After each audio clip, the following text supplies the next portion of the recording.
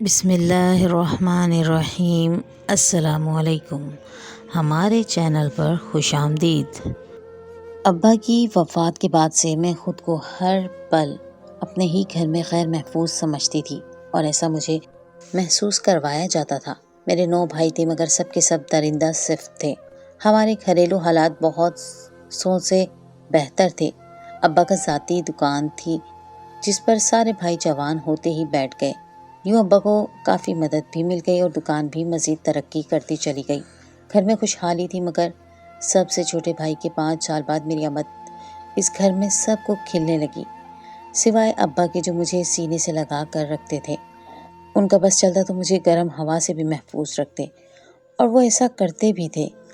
مگر جب گھر پر ہوتے، دکان پر جانے کے بعد اماں کی نگرانی میں ہوتی تھی، پھر وہ جو چاہیں سلوک کرتی تھی، جبکہ ابا بہت مجبور تھے، بیوی کی بدزبانی سے خائف رہتے تھے، سو انہیں تو کچھ نہ کہتے، مگر گھر لوٹتے ہی مجھے اپنے حصار میں لے لیتے تھے۔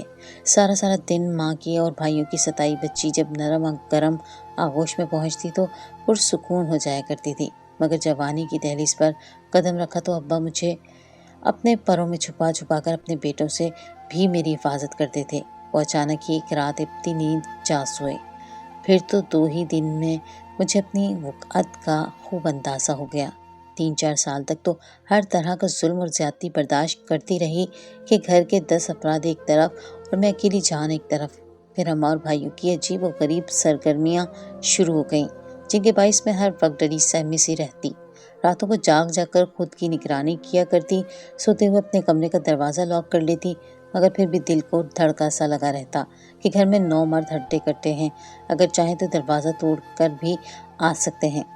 مگر میرے پاس اور بھی تو کوئی چارہ نہ تھا۔ دن میں ناشتہ کر کے بھائی تو سارے کام کے لیے نکل جاتے، اور اماں بھی ان سب کے ساتھ ہی نکل جاتی اور جانے کہاں گھومتی رہتی تھی۔ پھر کبھی سخت دوپہر میں تو کبھی دن ڈھلنے سے تھوڑا پہلے ہی گھر لوٹتی تھی۔ ایسا پچھلے چند ماہ سے جاری تھا، مگر پھر اچانک ہی مجھے میرے کمرے میں بند کر دیا گیا، اور میرے کمرے کے باہر باقاعدہ 2 بھائی نگرانی کرنے لگے۔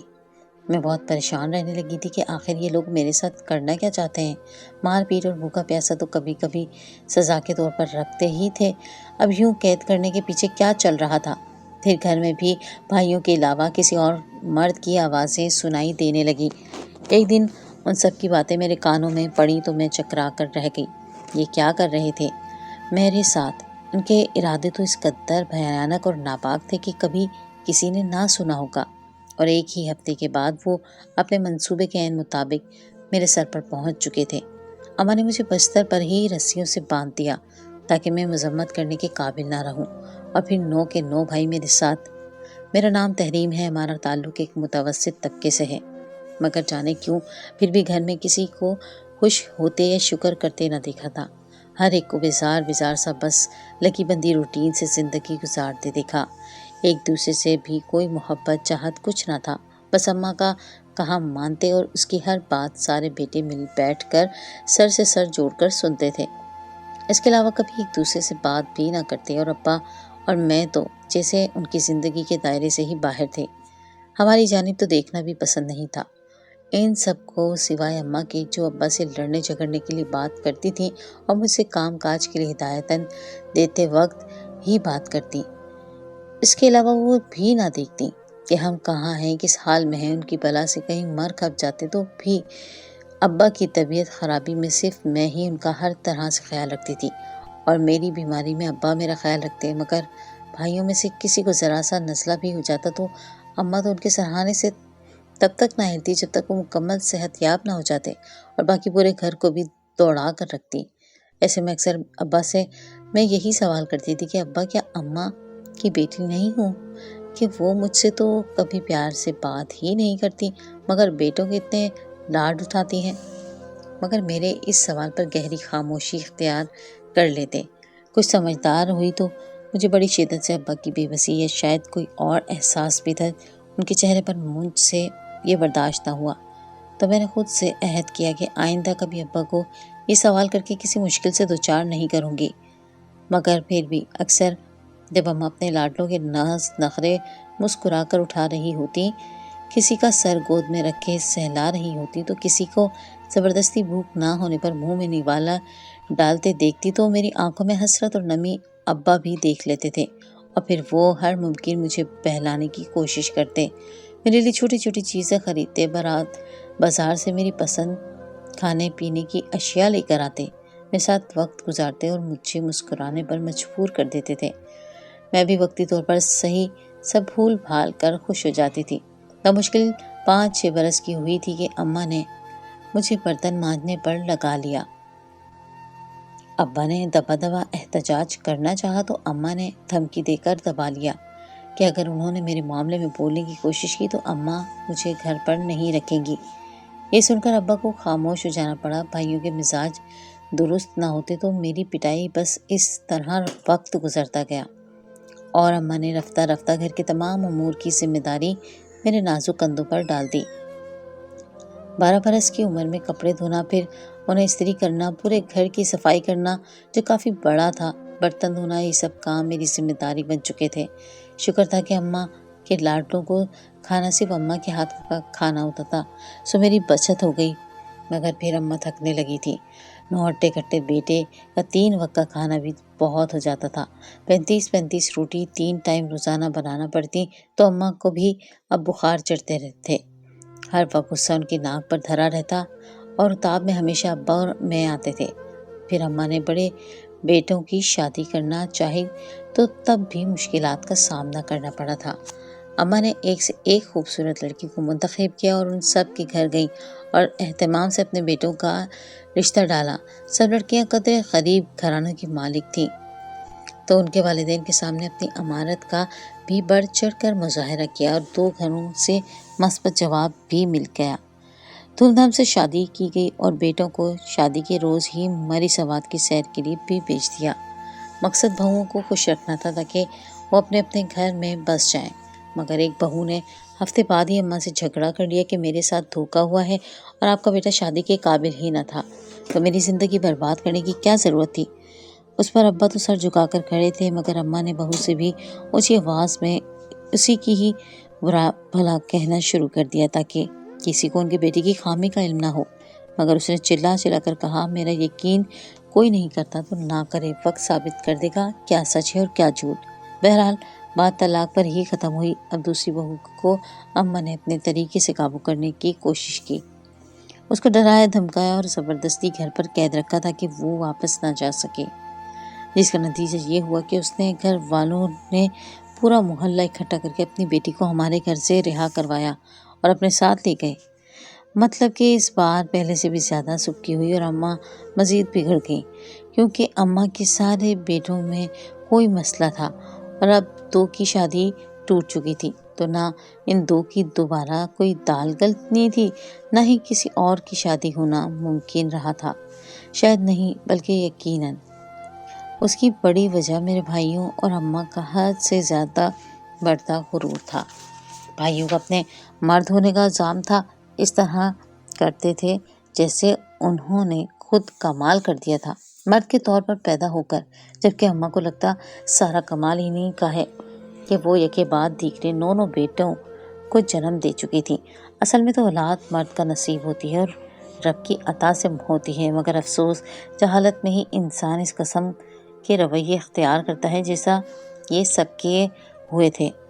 کسی کے ہاں بیٹا نہ ہوتا یا اولاد ہی نہ ہوتی تو اس عورت کو اماں بطور خاص جتاتی کہ میں نے تو 9 بیٹے ہیں، بچوں سے گھر پر رونق ہوتی ہے اور لڑکے تو والدین کے بڑھاپے کا سہارا ہوتے ہیں، وغیرہ وغیرہ۔ مگر ایک عورت جو ہمارے گھر سے 2 گلی چھوڑ کر ایک کچے پکے چھوٹے سے مکان میں رہتی تھی اور 3 بیٹوں کی ماں تھی، ان کے گھر پر 2 وقت کی روٹی بھی مشکل سے بنتی تھی اور اسی وجہ سے بیٹیوں کی شادی ان کے لیے بڑا مسئلہ تھی۔ اس کو اماں نے باقاعدہ بھری محفل میں کہہ دیا، ارے کسی جوگی نہیں نکلی سکینہ تو بھی بیچارے غریب مرد کو مزید غربت میں ڈال دیا۔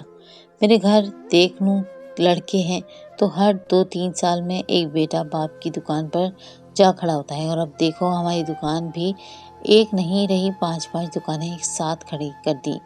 میرے شوہر میرے بیٹوں نے اور باپ تو بس شوقیہ ہی چلاتا ہے، دکان پر سارا کام بیٹوں نے خود سنبھال لیا اور گھر کو بھی مال سے بھر دیا۔ ارے تو بھی کوئی ایک تو بیٹا اس غریب کو پیدا کر کے دیتی تو آج بہتر حالات ہوتے۔ محفل میں موجود باقی عورتیں بھی اماں کی ہمنوا ہو گئیں اور باقاعدہ ٹھٹے لگانے لگیں۔ سکینہ خالہ کے دل کی کیفیت کسی بے حس نے جاننے کی کوشش نہ کی اور وہ روتے ہوئے وہاں سے نکل گئی تھی، کیونکہ اولاد نرینہ کی چاہت اسے بھی بہت تھی۔ ایسا نہ تھا کہ وہ اللہ کی رحمت سے مایوس تھی، مگر وہ سب کی اپنی چاہت ہوتی ہے۔ خالہ سکینہ کو بیٹیاں بھی عزیز تھیں اور بیٹے کی بھی شدت سے طلب تھی، مگر خدا کی کرنی کہ بیٹا نہیں ہوا، اس میں انسان کا کیا لینا دینا۔ اس کے بعد سے رفتہ رفتہ گھر سے برکت اٹھتی چلی گئی، کاروبار مزید ترقی نہ کر پایا اور اسی غرور میں بول اماں کے سامنے آئے کہ ان کے سارے بیٹے ہی نقص والے نکلے۔ مرد سب کو شادی کرنا تھی اور وہ اماں کو دوڑائے رکھتے، ایک جانب سب کا کھانا بنانا تو دوسری جانب ان کے رشتوں کے لیے بھاگ دوڑ کرنا۔ اماں جیسی نیم پاگل سی ہونے لگی۔ ابھی میں 15 کی بھی نہ ہوئی تھی۔ ابا ہر وقت مجھے اپنی نظروں کے سامنے رکھتے، میرا ہر طرح سے خیال رکھتے، مگر جانے کیا ہوا کہ اچانک ہی ایک رات ابدی نیند جا سوئے اور مجھے صحیح معنوں میں بے یار و مددگار کر ڈالا۔ میں ہر وقت رو رو کر خود کو ہلکان کیے رکھتی تھی، مگر اماں نے 10 دن کے بعد ہی مجھے سختی سے ٹوک دیا کہ بس سوگ منانا بند کرو اور سب کام سنبھال۔ جتنا رونا تھا اپنے ابا کو، اور میں حیران پریشان سی اماں کا منہ تکنے لگی کہ یہ کیسی عورت ہے جس نے خود تو 2 دن کا سوگ بھی نہ کیا، مگر مجھے بھی میری مرضی سے اپنے باپ کے لیے رونے کی بھی اجازت نہ دی۔ مجھے ہر وقت یہی خیال آتا کہ کیا میں اماں کی کچھ نہیں لگتی، نہ بھائی کوئی خاص پرواہ کرتے ہیں، حالانکہ اکلوتی بہنیں تو بھائیوں کی لاڈلی ہوتی ہیں۔ ابا کی زندگی میں تو پھر بھی کبھی کبھار اماں یا کوئی بھائی میری پٹائی کر دیتا تھا، مگر اب اس مار پٹائی میں بھی اضافہ ہو گیا، جیسے کھلم چھٹی مل گئی تھی۔ سب کو سارے گھر کے کام کاج بھی مجھ سے ہی کروانے ہیں اور چھوٹی چھوٹی باتوں پر دل کھول کر مار پٹائی بھی۔ میں اس سب کی عادی نہ تھی، ابا کے بغیر خود کو تنہا اور لاوارث محسوس کرتی۔ اپنے ہی گھر پر خیر محفوظ ہونا کتنا بے بس کر دیتا ہے۔ اس پر مزید ستم یہ کہ اب کچھ ماہ سے سارے کے سارے ماں بیٹے عجیب سی سرگرمیوں میں مصروف تھے۔ میرا تو دل بولتا تھا اور جو میرا خوف تھا وہ سچ ثابت ہوا۔ میرے بھائی اور اماں جانے کون سے الٹے سیدھے عملیات کے چکروں میں پڑ چکے تھے۔ کسی جعلی پیر نے کہا کہ روحانی علاج سے سب کے سب بالکل ٹھیک ہو سکتے ہیں، مگر اس کے لیے پیسہ بھی چاہیے اور عمل کا بھی۔ جو طریقہ کار بتایا جائے گا اس پر عمل مکمل طور پر کیا جائے۔ یہ باتیں میں نے بظاہر گھر کے کام میں مصروف ہو کر خود سنی تھی، اور عمل کا جو طریقہ وہ لوگ ایک دوسرے کو بتا رہے تھے وہ سن کر میری تو روح کانپ گئی تھی۔ میں جلدی سے اپنے کمرے میں چلی گئی اور خود کو یہ کہہ کر پرسکون کیا کہ ضرور مجھے سننے میں مغالطہ ہوا ہے، مگر میں دماغ سے وہ بات بالکل نہیں نکال پائی تھی۔ پھر چند دن مزید گزر گئے تھے کہ مجھے یوں کمرے میں بند کر دیا۔ بتاتی چلوں کہ ابا کے وصال پر ہی اماں نے ارد گرد والوں سے بے وجہ الجھ کر سب سے مل جل بالکل ختم کر ڈالا تھا۔ اب کوئی بھی ہمارے گھر کی طرف دیکھتا تک نہ تھا۔ خیر جانے کون سی غلطی کی سزا کے طور پر مجھے قید کیا گیا، مگر یوں مجھ پر باقاعدہ 2 بھائی نگرانی کرنے لگے۔ یہ بات کافی چونکا دینے والی تھی۔ گھر میں کوئی ان جان مرد بھی باقاعدگی سے آنے لگے۔ وہ شاید وہی پیر تھا جس کے زیر علاج تھے۔ میرے سارے بھائی میں تنہا کمرے میں دن اور رات قید رہ کر گھبرانے لگی تھی۔ کبھی ابا کو پکارتی تو کبھی اپنے رب کو پکارتی تھی۔ پھر ایک روز اماں مسکراتے ہوئے کمرے میں داخل ہوئیں اور مجھ سے بہت سا پیار سے پیش آئیں، جو زندگی میں پہلی بار ہوا تھا۔ سو میں خوش نہ ہو سکی کہ اماں کے ہر انداز سے خطرے کی بو آ رہی تھی۔ اماں نے باقاعدہ مجھے کھانا کھلایا، مجھ سے باقاعدہ معافی مانگی کہ وہ میرے ساتھ ہمیشہ اپنے بیٹوں کی پریشانی کا باعث زیادتی کرتی رہی ہیں، جبکہ انہیں کیسا نہیں کرنا چاہیے تھا۔ اماں کا لہجہ اور انداز ایسا تھا کہ میں ان کا یقین کیے بنا رہ نہیں سکتی تھی۔ جانتی تھی کہ زندگی کی سب سے بڑی غلطی کرنے جا رہی ہوں۔ مجھے کہنے لگی کہ چلو نہا دھو کر تازہ دم ہو جاؤ، کافی دن سے ڈھنگ سے منہ تک نہیں دھویا تم نے۔ میں ساری زندگی اماں کے پیار کو ترسی تھی، اب جو وہ پیار سے پیش آئیں تو جو وہ کہتی گئیں میں بند آنکھوں سے مانتی چلی گئی۔ اماں نے مجھے ایک نیا جوڑا لا کر دیا جو بہت خوبصورت تھا۔ اماں بولی کہ کل بازار گئی تو یہ جوڑا دکھاتے مجھے، جانے کیوں اس کو خریدنے کا دل کیا تو میں نے خرید دیا۔ گھر پہنچی، رات کو سونے کے لیے بستر پر لیٹی تو تمہارے ابا کا خیال آیا کہ وہ تو تمہیں اتنے چاؤ سے کپڑے جوتے سب لا کر دیتے تھے کہ تمہاری طرف سے بے فکری رہتی تھی، مگر اب جب سے وہ اس دنیا سے گئے ہیں میں نے تمہیں ایک چیز بھی نہیں دلائی۔ مجھے بہت افسوس ہوا کہ میں نے اپنی بیٹی کا خیال ہی نہ رکھا۔ صبح ہوتے ہی میں دوبارہ بازار گئی اور جوڑے کے ساتھ کی چوڑیاں، جوتے اور کچھ تمہارا دوسرا دراز سامان جو سمجھ میں آیا خرید لیا۔ اب تم یہ سب پہن کر مجھے دکھاؤ گی تو مجھے بھی خوشی ہوگی اور تمہارے ابا بھی خوش ہو جائیں گے۔ سو میں نے بھی ویسے ہی سب کچھ زیب تن کیا اور اماں کو دکھانے چلی آئی۔ پھر اماں مجھے پیار کرتے ہوئے بولی، بہت پیاری لگ رہی تھی میری بیٹی۔ پھر وہ مجھ سے ہاتھ سے پکڑ کر کمرے سے باہر لے گئیں اور اس کے بعد ان لوگوں نے میرے سر پر دھماکہ کیا کہ آج ان سب بھائیوں کے ساتھ میرا نکاح ہونے جا رہا ہے۔ میں دنگ رہ گئی، اتنا بڑا دھوکہ، اتنا بڑا ظلم، یہ لوگ مجھ سے چاہتے کیا تھے؟ میں نے روتے ہوئے اماں سے کہا، سگی بیٹی کے ساتھ یہ زیادتی کرتے ہوئے آپ کو شرم نہیں آ رہی؟ ان کو بھی ایک دل نہیں کانپا؟ آپ کا اکلوتی بیٹی ہوں، کیا بگاڑا ہے میں نے آپ لوگوں کا؟ میں بولتی جا رہی تھی، آج ہر حد بھلا کر اماں کو باتیں سنا رہی تھی۔ ان لوگوں نے مجھے بستر پر لٹا دیا اور میرا ہاتھ پیر باندھ دیے۔ میں نے اماں کو بددعائیں دینا شروع کر دی کہ خدا کرے آپ سب برباد ہو جائیں، جو رشتوں کی پہچان ہی بلا بیٹے ہیں، اپنے مفاد کی خاطر خود غرض ہیں، سب کے سب اس پر۔ اماں بولی، کون سا رشتہ بی بی اور کون سی بیٹی؟ تو میری بیٹی نہیں ہو بلکہ اس چنڈال کی بیٹی ہو جس کو میں نے شادی کے بعد 7 سال تک جھیلا ہے، تمہارے ابا کی اکلوتی نکچڑی بہن جو مجھ سے میرے شوہر کو دور رکھتی تھی، کبھی کوئی ڈرامہ کرتی تھی تو کبھی کوئی۔ میں اس کے وجود کو اس گھر میں برداشت نہیں کر سکتی تھی، سو 13 برس کی عمر میں اس کی شادی زبردستی کروا دی گئی، مگر وہ منحوس تو اس گھر سے جا کر بھی چین سے نہ بیٹھی۔ 5 سال تک بے اولاد رہی، مگر مرتے مرتے تمہیں پیدا کر کے اپنے بھائی کو قسم دے کر سونپ گئی کہ میری بیٹی کا باپ کا پیار آپ ہی دے سکتے ہیں۔ میں اس کو اس کے ددھیال والوں کے حوالے نہیں کر سکتی۔ اس کی تائی بہت سخت گیر عورت ہے، وہ تو اپنے بچوں کو بھی تربیت کے نام پر مار پیٹ کرتی ہے۔ میں نازک سی بچی کا جانے کیا حشر کرے گی، اور تمہارا ابا لے کے آ گیا تمہیں میرے سر پر اور لگا میرے پیر پکڑ کر مجھے منانے، تو میں نے شوہر پر احسان کر کے تمہیں اس گھر میں رکھ لیا، مگر صاف الفاظ میں یہ بھی کہہ دیا مجھ سے اس کی تربیت ہے، اس کو سنبھالنے کی امید نہ رکھنا۔ سو تمہارے لیے 2 سال تک اس گھر میں ایک بیوہ عورت کو رکھا گیا جو تمہاری ہر طرح سے خیال رکھتی تھی۔ پھر خدا کی کرنی وہ مر کھپ گئی اور تم بس خود سے ہی پلٹنے لگی۔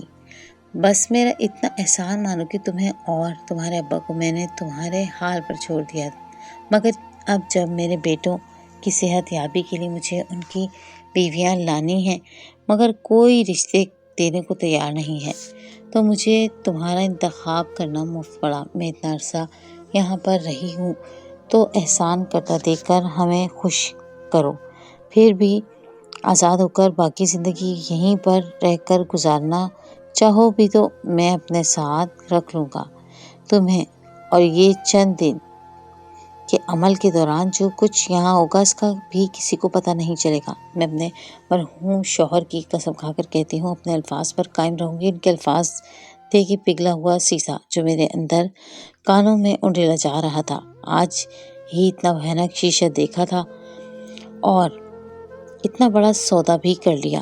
مجھے اپنے پاس رکھنے کے عوض میری آنکھوں سے بھل بھل آنسو جاری تھے اور دل سے ان دیکھی ماں کے شدید نفرت کا احساس تھا کہ جس نے مجھے میرے اپنوں سے دور کر دیا اور بے حس لوگوں کی جھولی میں بن مانگے ڈال دیا۔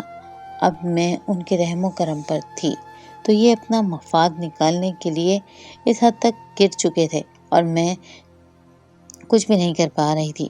جعلی نکاح کے نام پر جعلی پیر نے ان سب کے نام لیے اور مجھے خود ہی میری رائے جانے بغیر ان کے نکاح میں ہونے کا عندیہ دیا اور مبارک سلامت کے بعد وہیں پر بیٹھ کر آگے کا لائے عمل طے کرنے لگے۔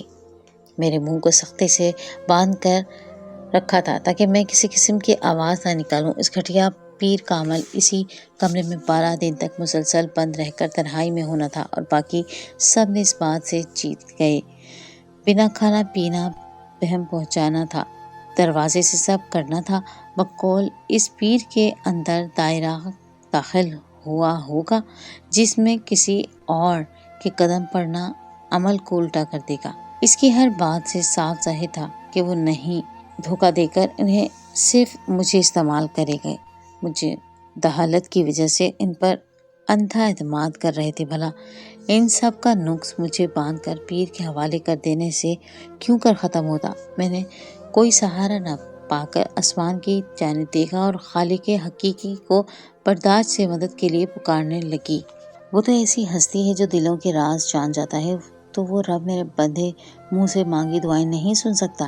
تبھی باہر شور اٹھا اور دروازہ توڑ کر محلے والے گھر میں داخل ہوئے۔ رپورٹر کا ایک جمع غفیر تھا جو ان کو سنبھلنے کا موقع دیے بنا ہی کمرے تک پہنچ چکا تھا، مگر تبھی ایک لڑکا بھیڑ کو چیرتا ہوا تیزی سے میرے سامنے آن کھڑا ہوا۔ میری جانب پیٹ کے رپورٹر سے میری اس حالت میں تصویر لینے کی کوشش پر الجھ رہا تھا۔ اس کی شکل کے ایک مرد نے مجھ پر چادر ڈالی اور میرے ہاتھ پیر دھونے لگا۔ میں اللہ کی ذات پر جتنا شکر کرتی کم تھا، مگر یہ دونوں جن کی آپسی گفتگو سے معلوم ہوا کہ وہ باپ بیٹا ہیں، بڑے حق سے میری حفاظت کر رہے تھے۔ انہیں دیکھ کر مجھے حیرانی ہوئی کہ آخر کون ہے جو مجھے اپنی عزت کہہ رہے ہیں۔ پولیس بھی پہنچ چکی تھی۔ اس جعلی پیر کو اور اس کا ساتھ دینے والے ان امان بیٹوں کو موقع پر گرفتار کر لیا گیا اور محلے والوں نے مجھے بتایا کہ وہ استادوں دونوں میرے سگے تایا اور اس کا بیٹا ہیں جو مجھے ڈھونڈتے ڈھونڈتے یہاں تک پہنچے تھے۔ 2 دن پہلے ہی وہ لوگ اماں سے مل کر مجھے ساتھ لے کر جانا چاہ رہے تھے، مگر اماں نے میری موجودگی سے انکار کر دیا، تو انہوں نے محلے کے کچھ شریف لوگوں سے مل کر اپنا معاملہ بنایا، جس پر انہیں معلوم ہوا کہ میں یہیں پر رہوں گا۔ اس گھر پر کچھ مشکوک سرگرمیاں کئی دن سے جاری ہیں۔ ہم نے ان لوگوں کو سمجھایا بھی تھا کہ شریفوں کا محلہ ہے، یہاں پر اس قسم کی نازیبہ حرکات نہ کی جائے، مگر یہ کچھ سننے کو تیار ہی نہ تھا۔ ہم نے صرف لفظوں میں کہا کہ یہ گھر بیچ دیں اور یہاں سے دور چلے جائیں، اب ہم ان کو مزید برداشت نہیں کریں گے۔ ان کے گھر یہ جعلی پیر سارا دن اور پھر اب تو راتوں کو بھی روکنے والا نہیں تھا۔ اس طرح بروقت محلے والوں سے سب کچھ جان کر میرے تایا باقاعدہ تیاری کے ساتھ پولیس اور پردیس والوں کے ساتھ مجھے بچانے پہنچ گئے۔ میری تایا کی بھی 4 بیٹے ہیں اور بیٹی نہیں ہوئی، مگر میری تائی اماں کی طرح غرور نہیں کرتی تھی اور اپنے بیٹوں کی تربیت بھی اچھے انداز سے کی تھی۔ تایا کے دوسرے بیٹے سے جو تایا کے ساتھ آئے تھے، میرا نکاح کر دیا گیا اور پورے مان سے مجھے پیار کر وہ لوگ اپنے گھر لے کر گئے تھے۔ آج میں اپنے گھر میں خوش و خرم زندگی گزار رہی ہوں۔ تایا مجھے علم ہوا کہ میرے بابا اور ماں کا روڈ ایکسیڈنٹ ہوا تھا۔ بابا موقع پر ہی فوت ہو گئے، جبکہ ماں شاید میری زندگی برباد کرنے کے چند گھنٹوں زندہ رہے اور ان کے بعد پہنچنے سے پہلے ہی مجھے خاموشی سے اپنے بھائی کے حوالے کر دیا۔ ان لوگوں کو تو علم ہی نہ ہوگا کہ کوئی بچی بھی پیدا ہوئی تھی۔ چند ماہ پہلے ابا نے ہی کسی طریقے ان تک یہ پیغام پہنچایا کہ آپ کی ملازمت میرے پاس ہے، ہمیں معاف کر دیں اور جب چاہیں اپنی امانت میں سے لے جائیں۔ ہم لوگ عمرے پر گئے ہوئے تھے، اب لوٹے تو پتہ چلا مگر ان کے گھر کا علم نہ ہو پا رہا تھا۔ خیر رب کی کرنی کے عین ضرورت کے وقت میرے اپنے مجھ سے آن ملے